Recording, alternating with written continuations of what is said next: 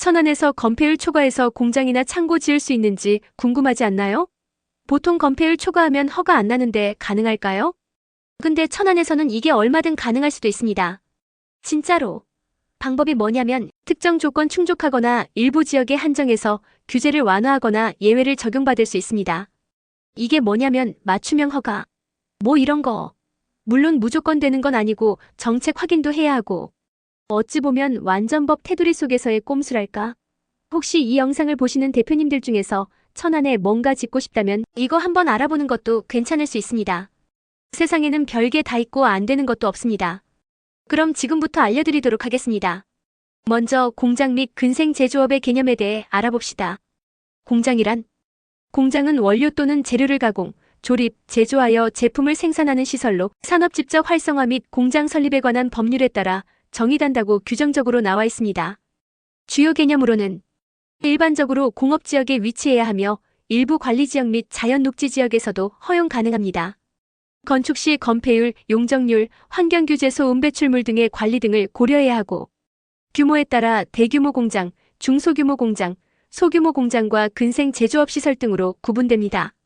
공장 신축이 가능한 토지의 용도 지역을 살펴보면 전용공업지역, 일반공업지역, 중공업지역 등의 일반적으로 공어지역으로 부르는 지역에서는 대부분 공장 건축이 가능합니다. 계획관리지역과 자연녹지지역에도 공장 건축이 가능합니다.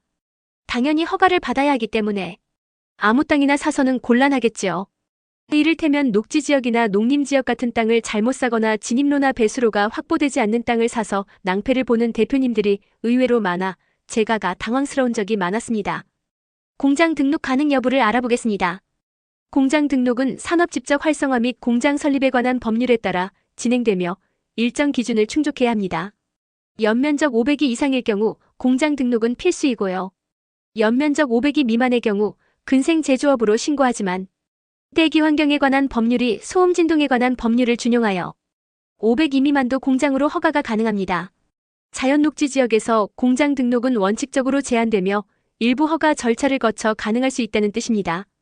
근생제조, 즉 근린생활시설 내 제조업란 무엇일까요? 그 개념은 근생제조업이란 일반 공장과 달리 근린생활시설 내에서 운영할 수 있는 소규모 제조업을 의미하며 보통 환경 영향이 적은 업종인 공방, 제과제빵, 인쇄소, 의류 제작 등이 포함되지만 일반적인 제조업종들도 가능합니다. 근생제조업 입지 가능 지역은 아래와 같습니다.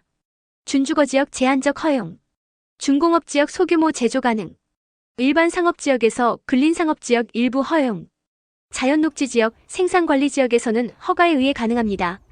근생제조 역시 아무 땅이나 사서 지을 수 없는 것입니다. 근생제조업의 허가 제한 사항입니다. 연면적 500이 이하, 유해물질을 배출하는 업종은 불가, 소음, 진동, 오염물질 배출이 심한 업종은 일반 공장으로 분류됩니다. 자, 우리는 이 조항을 역으로 이용하여 합법적으로 500 이하를 공장으로 허가를 받을 수 있는 겁니다. 500이의 개념을 살펴보면 연면적 500이 기준은 건축법상 건축 연면적을 의미하며 실제 기계장비를 설치하여 생산활동을 하는 제조시설뿐만 아니라 화장실, 휴게실, 복도 등 부대시설 등을 모두 포함한 면적을 기준으로 합니다. 따라서 실제 연면적이 500일을 초과하면 근린생활시설의 제조업이 아닌 일반 공장으로 분류될 수 있습니다.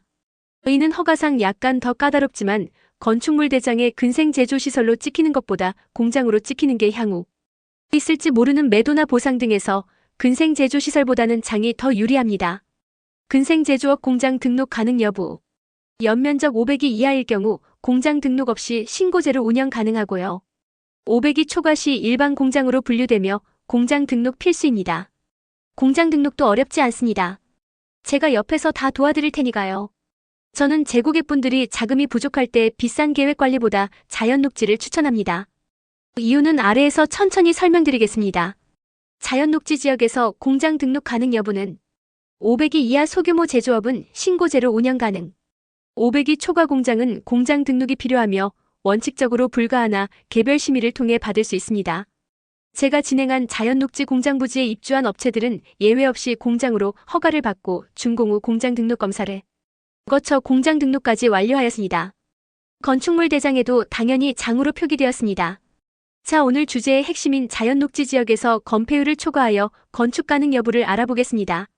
천안시 도시계획 조례에 따른 건폐율 초과 창고 건축 가능 여부를 살펴보면 일반적으로 자연녹지 지역에서는 건폐율 20% 이하로 제한하지만 첨단업종의 경우 예외적으로 건폐율을 초과하여 창고 건축이 가능합니다. 정확히는 가설창고를 말합니다. 강관이나 강파이프로 뼈대를 만들고 일반적인 판넬로 마감할 수 있습니다. 굳이 수명이 짧은 천막지를 사용하지 않아도 됩니다. 천안시 조례에서 정하는 첨단업종의 정의와 허용 범위를 확인해야 하지만 첨단업종이라면 거의 대부분 가설창고를 판넬로 건축할 수 있고 장으로 허가 시 본건물과 동시착공도 가능하며 일부 개별 심의를 거치는 경우도 있지만 허가 가능합니다. 이것은 사업자 등록 증상의 업종과 업종 코드를 확인하여 보완 후 가설창고 형식으로 진행하면 될 일입니다. 첨단업종이니 당연히 판넬 마감이 가능하고 기초도 허가받는 건물과 동일한 사양으로 할 수 있어 중량물의 적재 설치도 가능합니다. 한마디로 거의 공장 건물과 외관과 기능에서 차이가 없습니다. 첨단업종 창고 건축 시 고려사항은 해당 업종이 천안시 조례에서 정하는 첨단업종에 해당하는지 확인하고 만약 첨단업종이 아니라면 다른 대체 방법으로 가능한 부분이 있으며 이 경우는 별도로 안내해드리겠습니다. 일반적인 자연녹지 건축 규제 건폐율, 용적률, 환경규제 등과의 관계를 검토하고 도시계획위원회 심의 여부를 확인합니다. 집단화 유도가 가능하다면 허가는 서류 접수 후 한 달, 늦어도 2달 정도면 충분합니다. 심의를 받아야 한다면 대략 4달 정도의 시간이 더 필요합니다. 환경영향평가의 필요 여부를 검토해야 하는데 소규모 환경영향평가로 대체 가능한 부분이 있습니다. 이 부분은 기간적인 영향보다 약간의 비용, 100만 원 이하로 가능한 부분입니다. 자연녹지에서 가설건 축물 설치 가능 여부 및 면적 제한에 대해 예시를 들어보겠습니다. 자연녹지 500평 부지에 공장 허가를 받고 건폐율을 초과하여 창고를 짓는 것을 예로 들면 먼저 건축 제한선 개념을 이해해야 합니다. 즉 도로 경계, 인접 토지 경계 등에서 반드시 이격해야 하는 거리가 있고 이를 건축 제한선이라 부릅니다. 본동을 장으로 허가받을 경우 건축 제한선은 최소 3m를 떨어져서 건축을 해야 합니다. 대지 경계에서 본 건물 외벽 마감가지의 거리가 3m를 이격해야 하는 겁니다. 가설 건물 창고를 짓는다면 이 역시 대지 경계에서 3m를 이격하고 추가로 본 건물에서도 각 건물 마감선 기준으로 3m를 이격해서 건축 공사를 진행해야 합니다. 자연녹지에서 본 건물, 즉 허가 건물은 최대 건폐율이 20%이며 이를 적용 시 건축 가능 면적은 500평의 20%인 100평입니다.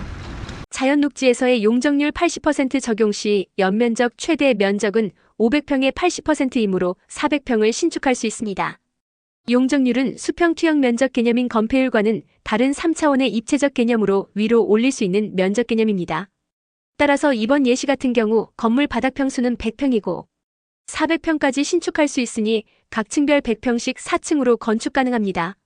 이번 예시에서 가설건 축물 설치 가능 면적은 이론적으로 구해보면 500평 부지에서 본 건물 면적을 빼고 각각의 이격거리 부분도 빼고 주차장 공간을 고려한다면 대략 100평에서 200평 정도는 신축이 가능합니다.